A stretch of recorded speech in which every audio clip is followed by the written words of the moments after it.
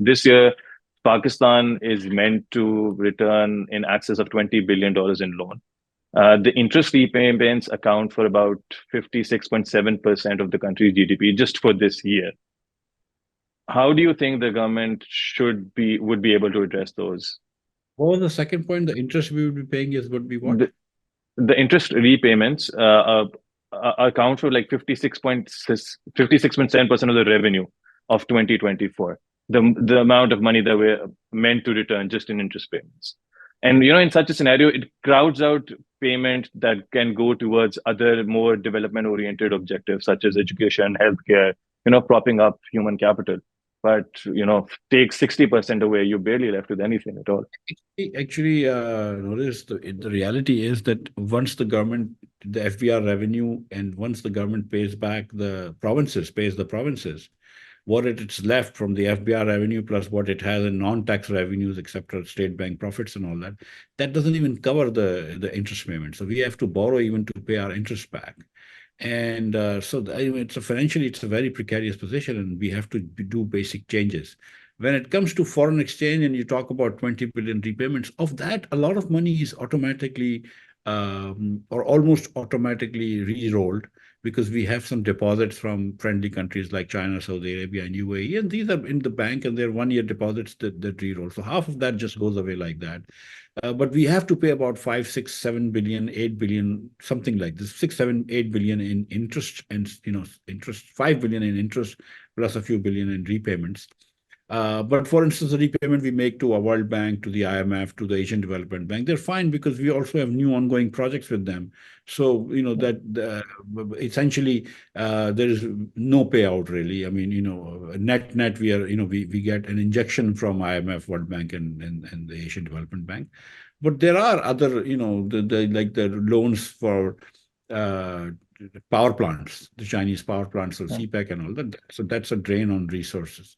But even China is very kind, and then makes loans to us to enable us to pay that. I mean, exactly, the hinges on debt rollover. I mean, that's how we've been kind of navigating through all this debt crisis in itself. And it's not. If you had 40, 50, 60 billion dollars of reserves, those debt rollover become easy, and then then you don't have to run from pillar to post. Then banks also see that there is liquidity. The problem is that we have $10 billion of reserves, so even a $2 billion or $1 billion loan re-roll becomes a big issue. Yeah. So, and before we wrap up, I had like a couple of last questions. So we've talked about the key long-term solutions. We need to invest in education. We need to invest in our population, make them productive enough that they can contribute towards the economy's well-being and prosperity. We need to improve our fiscal deficit. We need to tax more. We need to enhance our productive capabilities, get the incentives right into productive sectors and away from redundant, such as real estate. But in the short term, especially in light of the manner in which the current elections happened, and like I come back to the point that there's some key hard, tough decisions that need to be made, and nothing structurally has changed over the course of the last 2 years. We are still as much in a precarious situation as we were before that. But the point is that when there's an autonomously elected government, legitimate government, they have the power, they have the confidence and trust to make those strong decisions, like the ones that you did. But here, there are questions, right or wrong. I don't want to get into the intricacies of those questions, but there are questions that are being raised on how the elections were conducted, on how legitimate the government is. Would this government be able to deliver on those hard key measures in the short term, in the next 6 months? I mean, obviously, there is a issue with the moral authority of this government. There is no gainsaying that there is not. It's there. We all know it. The government also knows that. But the government has no choice but to deliver. And in fact, I think that they are in such a big hole that the only thing they can do is to climb up and to do the hard things.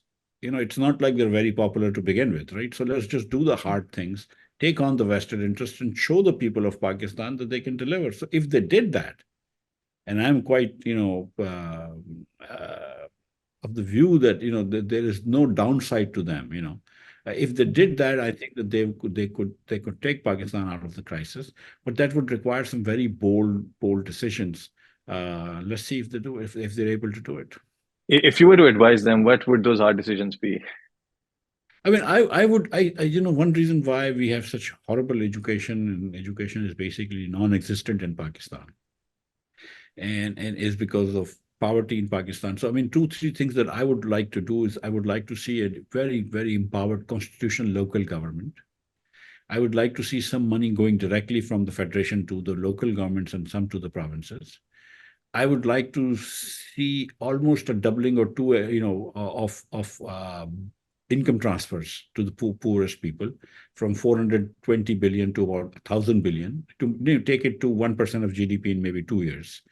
And I would actually like to see the federal government and provincial government stop these what is called development projects, building roads, bridges, and small drainage and all that stuff. For now, 2, 3 years, we really don't need that. Give direct transfers to a lot of poor people, because there are so many people are suffering in poverty. Make private, either give vouchers to private schools, or, give parents more authority in local schools, put parents on school boards, give money directly to successful schools and to jurisdictions, and make education viable. This is not a solution that helps you right now, but it will help Pakistan in 20 years. And if nobody thinks that it doesn't help us right now, nobody ever does this, will never be, educated. And then, of course, population control.